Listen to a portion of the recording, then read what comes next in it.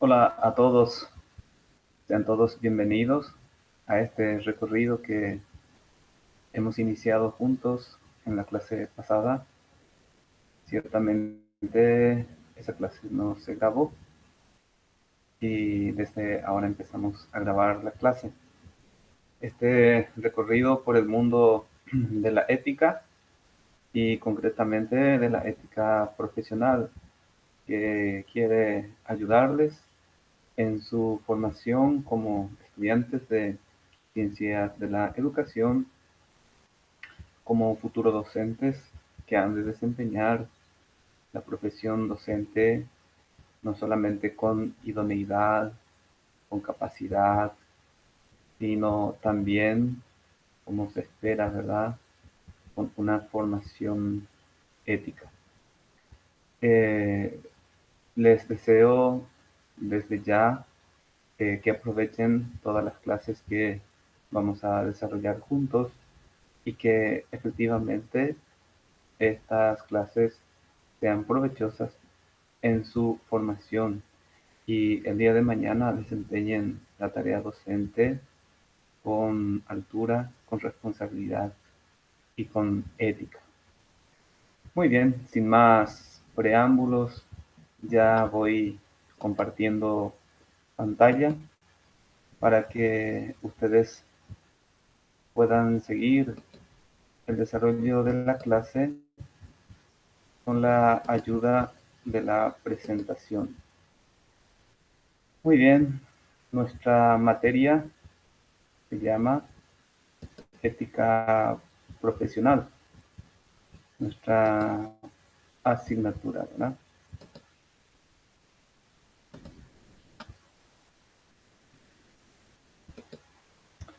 Muy bien, aquí tenemos entonces la presentación y ustedes van a ir acompañándome en esta clase a partir de la ayuda del PowerPoint.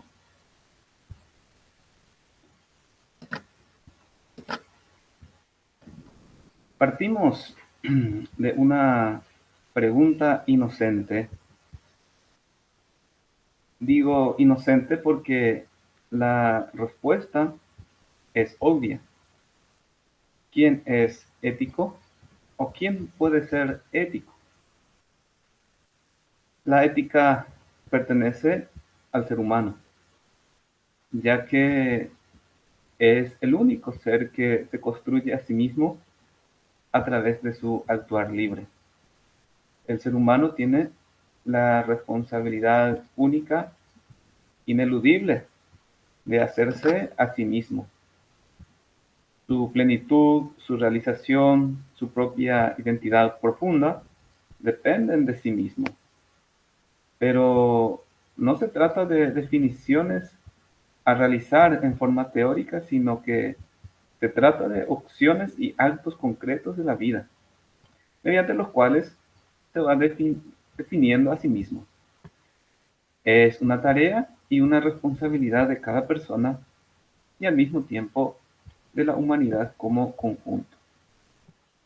La eticidad, por tanto, corresponde al ser humano. El animal no puede ser ético, eso es más que obvio. ¿Y por qué no el animal y en cambio sí el ser humano? El ser humano, a diferencia del animal, no funciona siguiendo un mecanismo de estímulo-respuesta en su relación con el medio. Por el contrario, el ser humano, en virtud de su formalización, intelige la realidad como realidad y el medio que le rodea como mundo.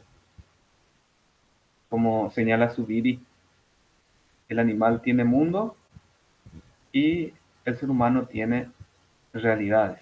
Es decir, además del mundo también tiene realidades. Es decir, el animal tiene entorno biológico, es decir, donde conseguir agua, donde conseguir alimento y no hay más. En cambio, el ser humano sí puede preguntarse sobre las realidades, sobre las cosas. Y precisamente porque intelige la realidad como tal, responde adecuadamente a ella quien está dispuesto a hacerse cargo de ella, a responder de ella, a cargar con ella. A esta capacidad de ser libres y responsables de la realidad, de nuestros actos, llamamos justamente eticidad. ¿Cómo está actualmente la realidad ética? Es decir, les invito a que tengamos la mirada un poquito a la realidad actual.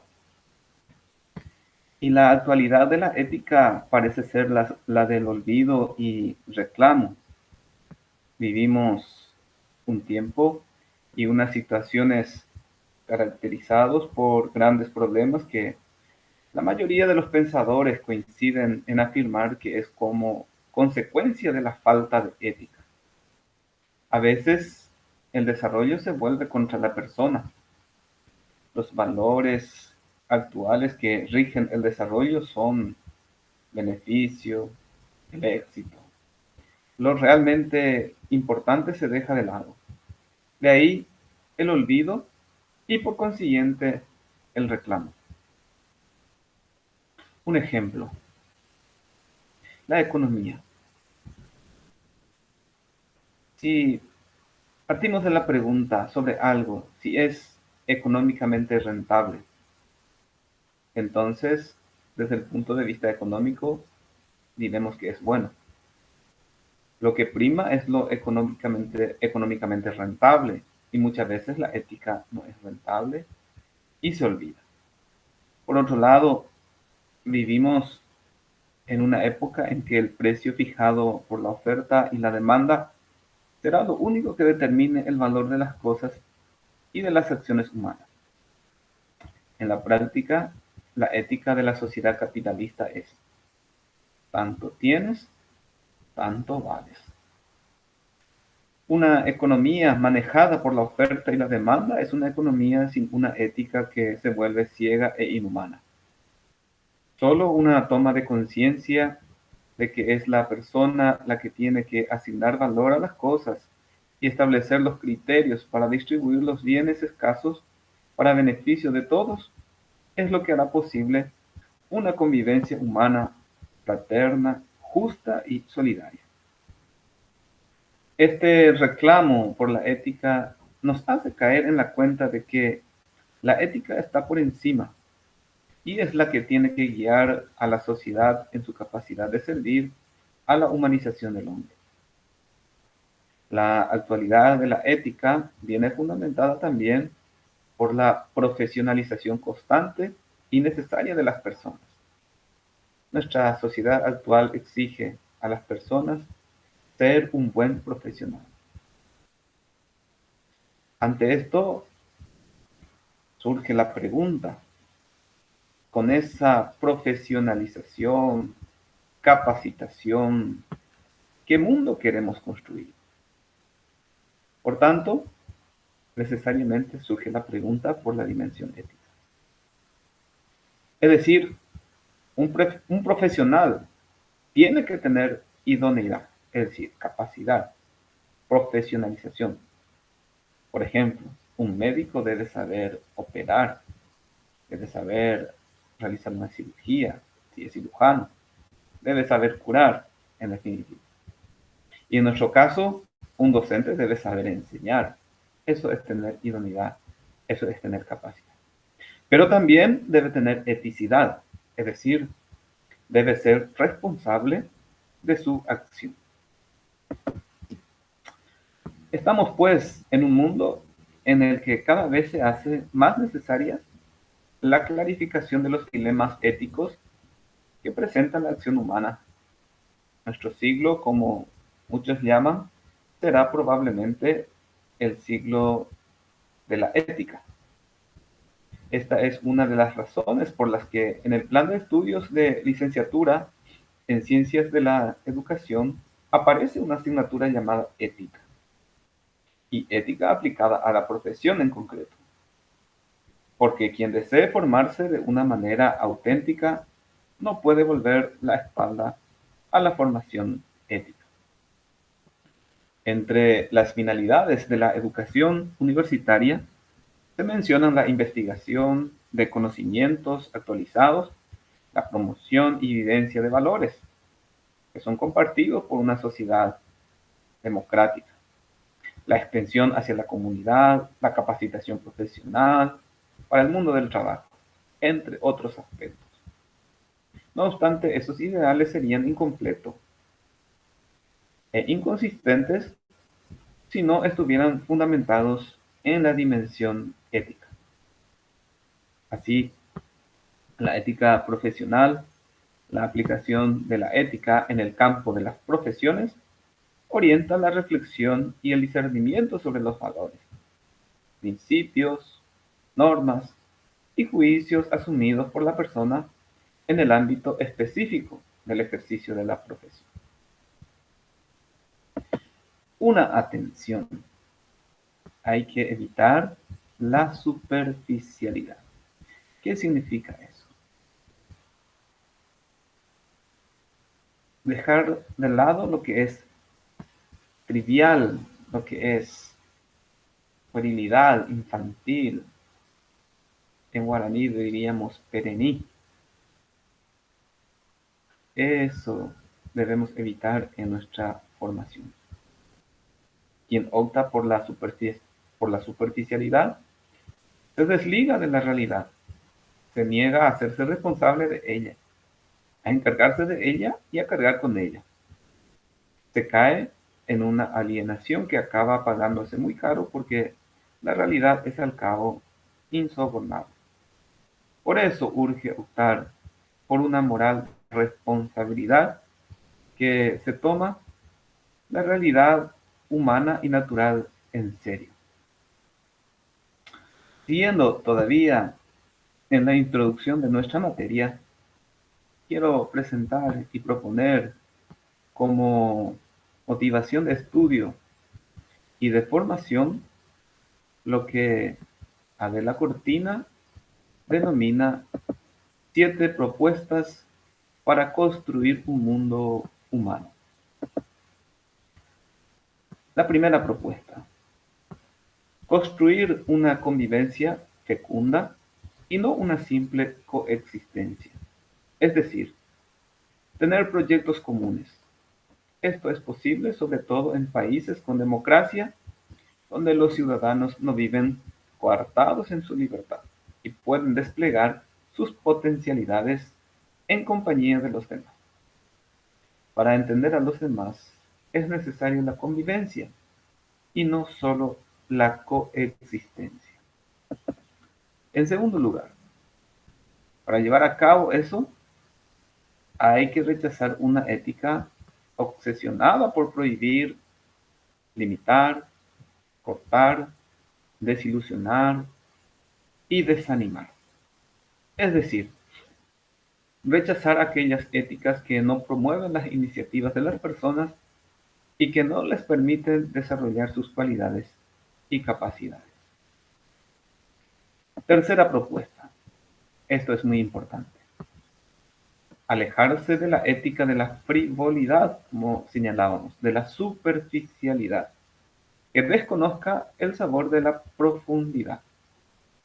Una ética superficial pone al ser humano en el peligro de renunciar a actuar en base a principios y valores morales.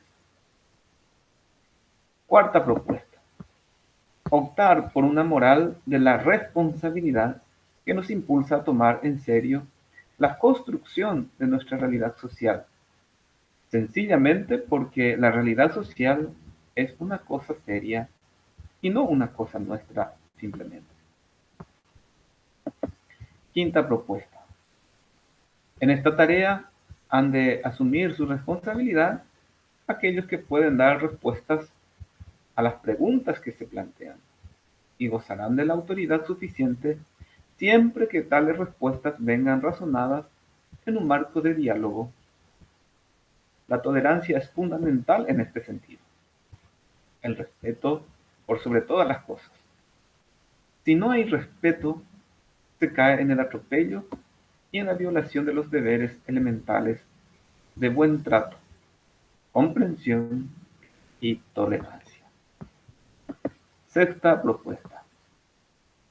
No se puede emprender en serio tarea alguna si no estamos convencidos de que esa empresa vale la pena. El ser humano debe tener convicciones para llevar a cabo su proyecto de vida. De no ser así, se trataría de una empresa inútil. Séptima propuesta. Tal convicción no tiene por qué degenerar en dogma, sino que de ser una convicción racional, es decir, que tiene razones para mantenerse y está siempre abierta a ser racionalmente crítica. Esta convicción racional no puede ser intolerante, como veremos, con otros ideales de vida, con otros proyectos de felicidad, sino todo lo contrario. Quien se deja guiar por la razón siempre estará en condiciones de dialogar, de criticar y ser criticado.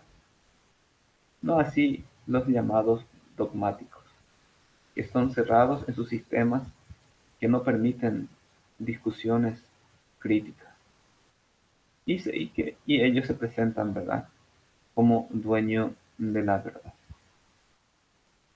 Estas propuestas son muy importantes, como Adela Cortina misma señaló, para construir en serio un mundo humano.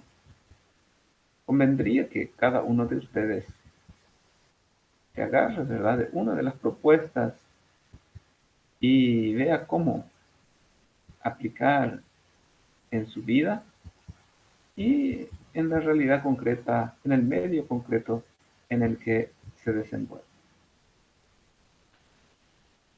En la última propuesta nos decía Adela Cortina tener convicción racional. Por mi parte, yo me permito profundizar un poquito más esta séptima propuesta, es decir, ¿en qué consiste tener convicción racional? ¿Qué significa convicción racional?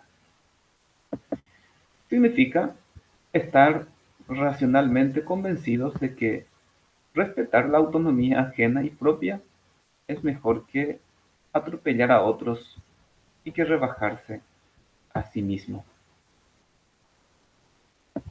Significa también estar racionalmente convencido de que los derechos humanos son algo respetable y defendible. Significa también estar racionalmente convencidos de que cada persona es absolutamente valiosa, un fin en sí misma, y no puede tratársele como un simple medio. Significa también estar racionalmente convencidos de que cada persona es un interlocutor válido que debe tenerse en cuenta en las decisiones que le afectan. En nuestro caso particular, en el Paraguay, estamos debatiendo ahora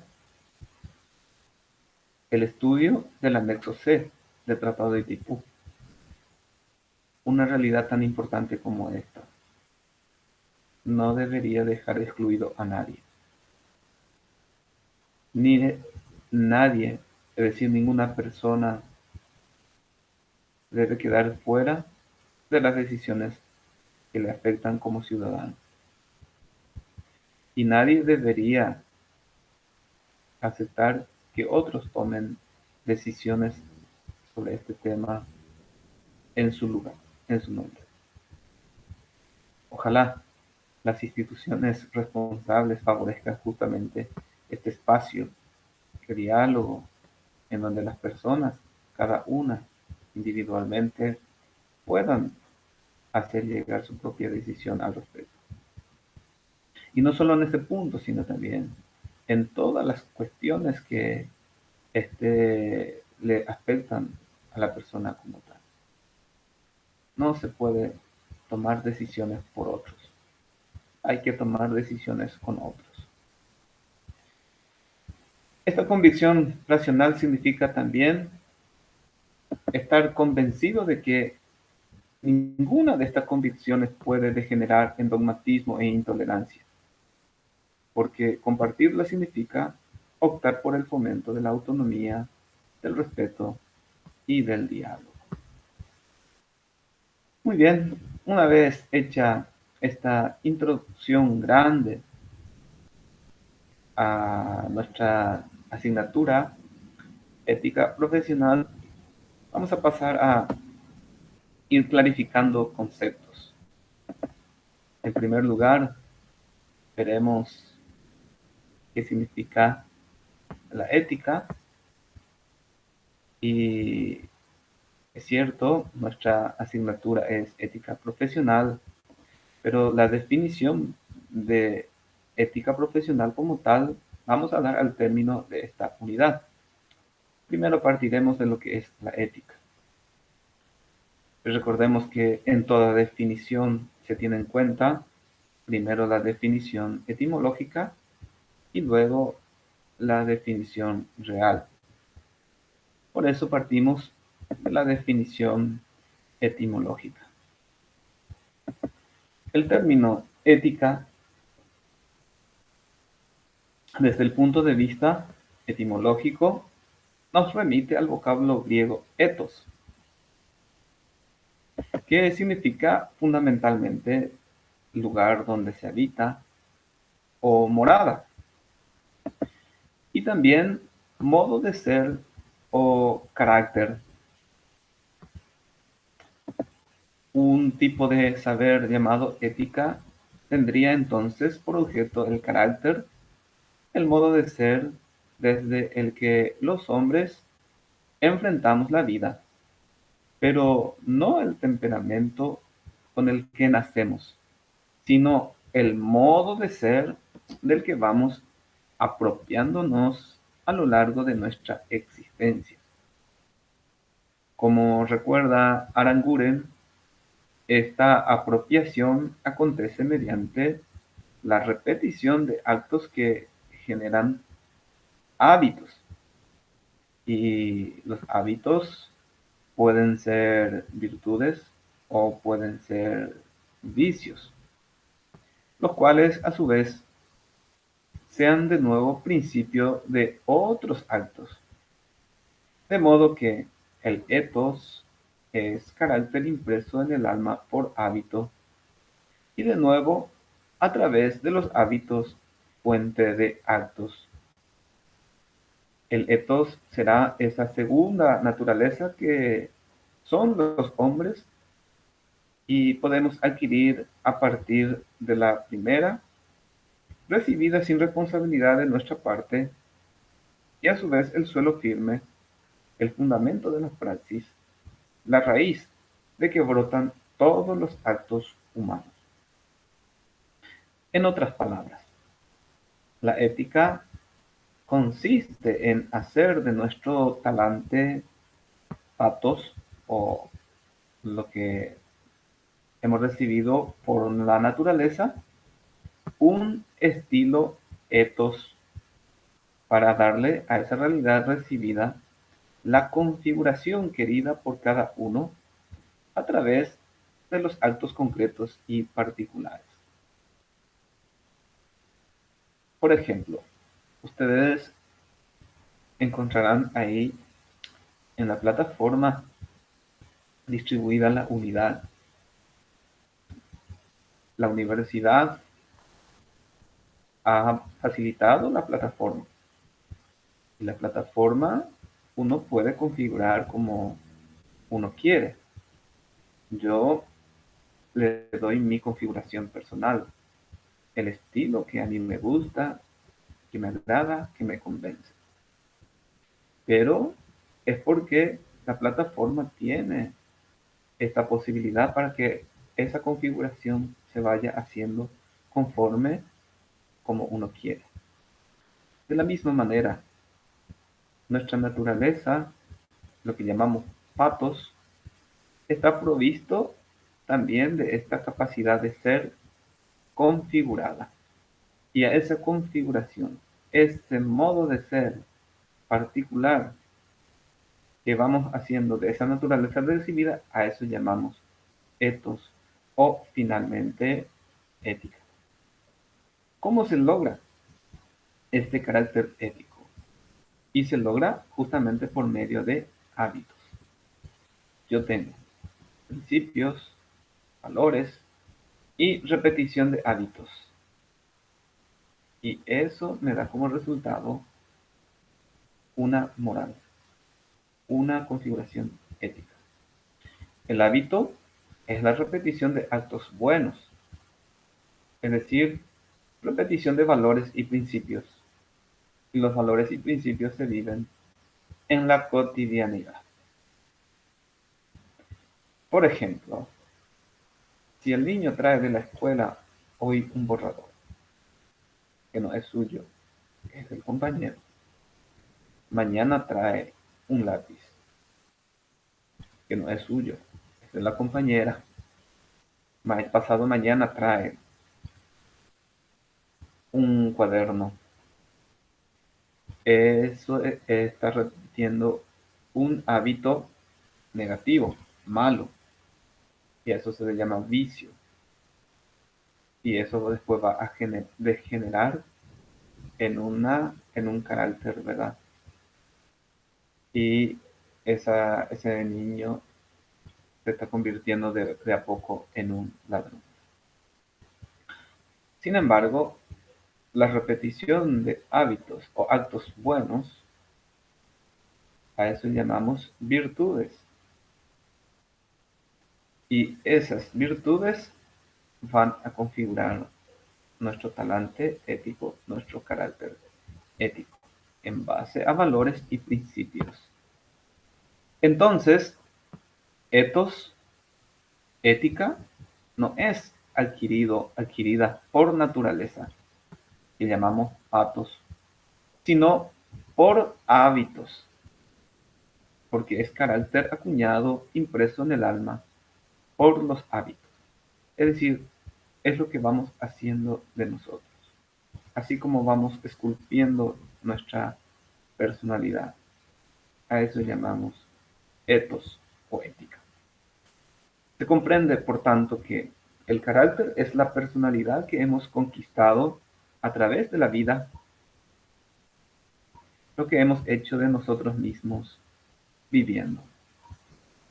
Así, lo que importa no es el acto bueno, sino el hombre bueno, que se revela como tal en los actos de su vida. Y esto es muy importante, porque yo puedo hacer 4 o 5 cosas buenas y después destruir todo, como quien dice, ha hecho el jardín y después la cagó, ¿verdad? Disculpen la expresión.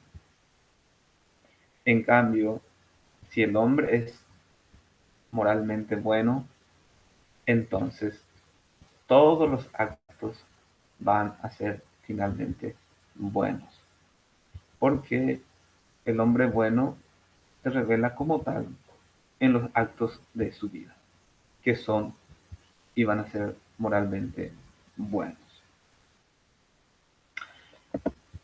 Muy bien, después de la definición etimológica, pasaremos a la definición real. Y decimos que la ética es una rama de la filosofía que estudia, analiza y evalúa el comportamiento moral de la persona, ya sea personal o social. Y es una ciencia, y es ciencia normativa que orienta la conducta humana en orden al bien. En la universidad recuerdo que solíamos usar esta definición. La ética es la ciencia que estudia los actos humanos en cuanto estos son calificables como buenos y como malos. Por si les sirva también esta definición breve, concreta y sencilla. ¿Por qué es una ciencia la ética? puesto que su objeto, que es la conducta, no es algo material, palpable, como es el objeto de la ciencia propiamente dicha. Es ciencia porque es una disciplina racional, parte de los actos humanos y los trasciende para llegar a sus principios. Como ciencia es un conjunto de conocimientos sistemáticos, metódicos, racionales, dijimos, basados en la experiencia y fundados en principios. Y es una ciencia teórico, pero al mismo tiempo práctica, porque por ella se realiza en la vida lo conocido en los principios, es decir, la ética es la que permite que los principios, los valores, sean realizados en la cotidianidad.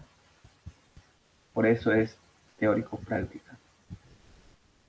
La ética, por tanto, estudia los actos humanos en relación con la moralidad, es decir, en cuanto son buenos o malos desde el punto de vista moral. La ética, por tanto, no crea su objeto, sino que reflexiona sobre él. Algo importante a tener en cuenta. La ética como ciencia no es un recetario farmacológico. Te duele la cabeza y bueno, ahí tenés un quitador. Te duele, tenés síntomas gripales, bueno, y ahí tenés un ibuprofeno. Te duele la muela y bueno, ahí tenés un Dolander, ¿verdad? Es decir, para cada cosa una receta, ¿verdad? Un Proden, y si te duele más, ¿verdad? Un Proden Biotil sería, por ejemplo. No, sin ánimos de hacerle propaganda, ¿verdad? A estos productos farmacológicos. No, no pensemos que la ética también funciona de esta manera, ¿verdad? Un recetario farmacológico. Hubo un tiempo, y en el interior de la Iglesia Católica, una época en que existía lo que se llamaba la casuística, es decir, para cada caso una consideración y para cada situación una receta de actuación. No, la ética no es un recetario en ese sentido. La ética investiga lo que el hombre debe hacer y utiliza un lenguaje prescriptivo, es decir, orienta al hombre de lo que es hacia lo que debe ser. Y ahí, en cada situación, el hombre va a ir actuando conforme a su carácter o talante ético. No sé si ustedes se dieron cuenta, pero a medida que íbamos desarrollando la definición de la ética, aparecía otro término muy frecuentemente, la moral. Y aquí queremos plantear la siguiente cuestión. ¿Ética y moral se relacionan? ¿Se diferencian? ¿En qué se parecen y en qué se diferencian? Y si es lo mismo hablar de moral o ética indistintamente. Ya hemos visto el término ética. Vamos a ver brevemente lo que significa moral, para luego desarrollar la cuestión planteada. Y ahí en el Power podemos ver que moral proviene del latín mos moris, mientras que ética provenía del griego ethos. Moral proviene del latín mos moris, que hace referencia a las costumbres, que se puede hacer y que no, de acuerdo a los consensos sociales. En ese sentido, recordemos que ethos, término griego, que en dos acepciones diferentes puede hacer referencia tanto a la costumbre como al carácter. Y ahí está un parecido, es decir, modo de ser profundo del individuo.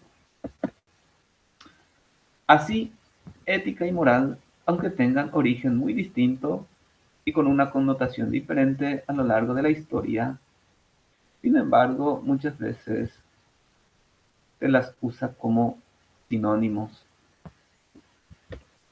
A veces se han utilizado con significado diverso. Por ejemplo, ética se reserva para la aproximación racional y filosófica, y moral se utiliza para la consideración religiosa.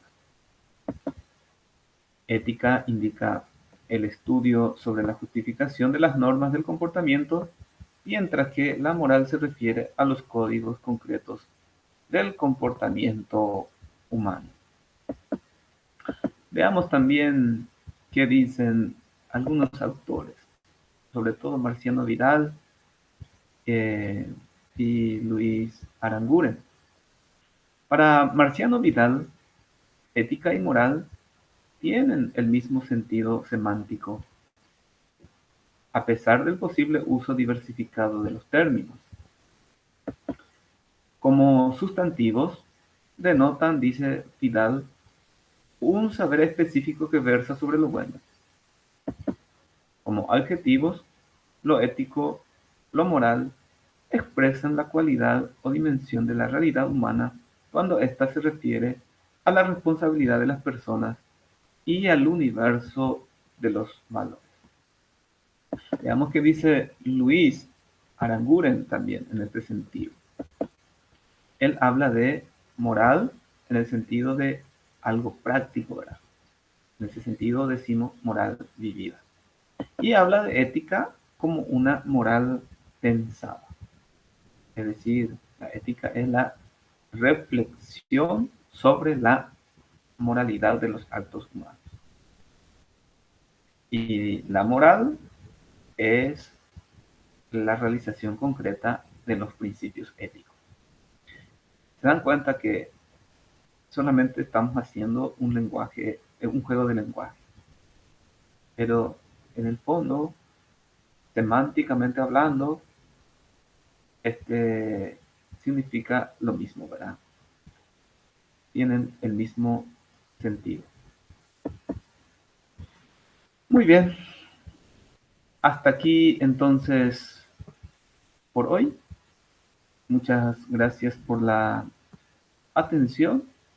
Dejo de compartir pantalla para despedirnos.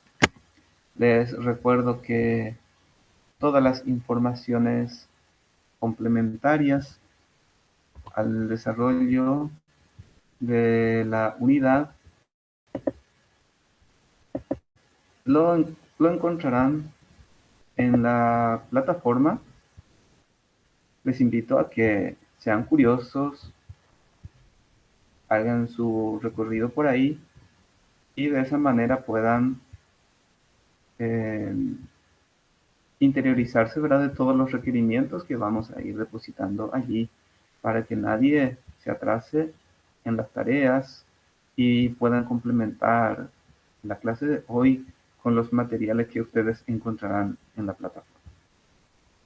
Una vez más, a todos muchas gracias por la atención y nos volveremos a encontrar oportunamente.